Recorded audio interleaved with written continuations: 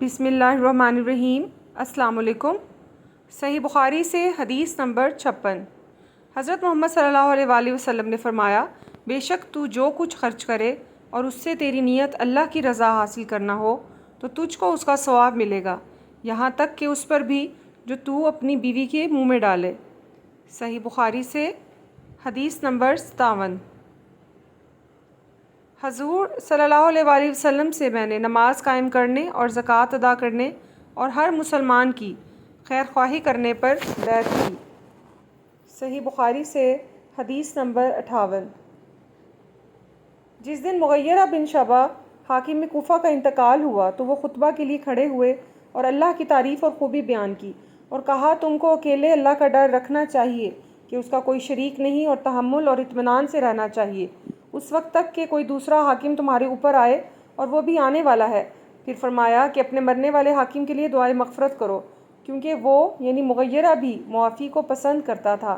پھر کہا کہ اس کے بعد تم کو معلوم ہونا چاہیے کہ میں ایک دفعہ حضرت محمد صلی اللہ علیہ وآلہ وسلم کے پاس آیا اور میں نے عرض کیا کہ میں آپ سے اسلام پر بیعت کرتا ہوں۔ آپ نے مجھ سے ہر مسلمان کی خیر خواہی کے لیے شرط کی، بس میں نے اس شرط پر آپ سے بیعت کر لی، بس اس مسجد کے رب کی قسم کہ میں تمہارا خیر خواہ ہوں۔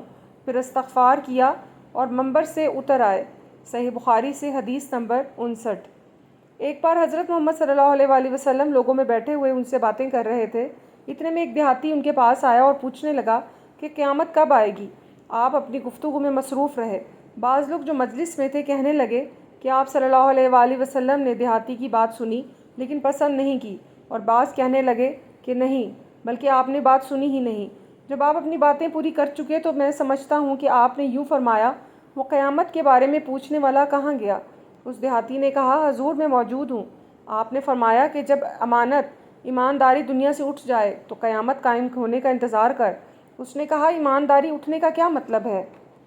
حکومت کا کاروبار نالائق لوگوں کو سونپ دیے جائیں تو قیامت کا انتظار کر۔ صحیح بخاری سے حدیث نمبر 60۔ ایک سفر میں جو ہم نے کیا تھا، حضور ہم سے پیچھے رہ گئے اور آپ ہم سے اس وقت ملے جب عصر کی نماز کا وقت آن پہنچا۔